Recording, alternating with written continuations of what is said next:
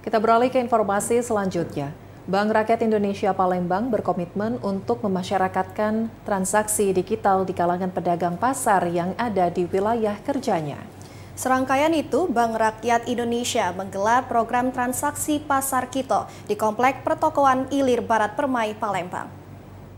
Asuransi jiwa dan kesehatan namanya BRI Group. Untuk memasyarakatkan transaksi digital di kalangan pedagang yang ada di Kota Palembang, BRI Palembang menggelar program transaksi Untung Pasar Kito.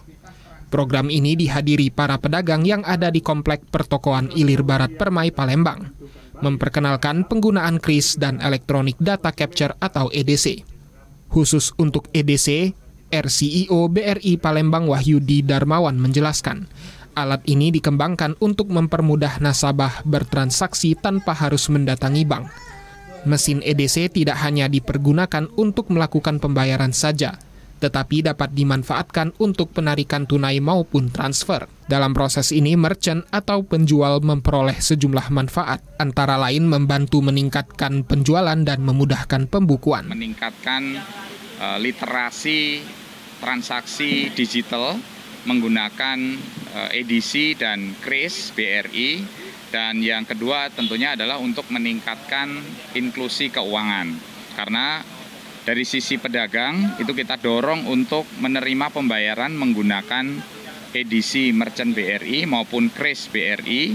Dari sisi pelanggan atau pembeli juga kita dorong untuk bertransaksi menggunakan Brimo dan kartu debit dari BRI sehingga inklusi keuangannya tercapai. Dan dari kedua belah pihak ini juga akan mendapatkan keuntungan.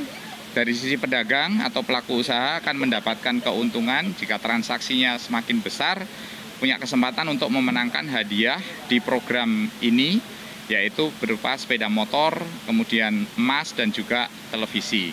Sampai saat ini terdapat 3.000 penjual yang menggunakan kris dan EDC di Sumatera Selatan, Jambi, dan Bangka Belitung. Pada kesempatan ini dilakukan juga pembagian door prize kepada para pedagang.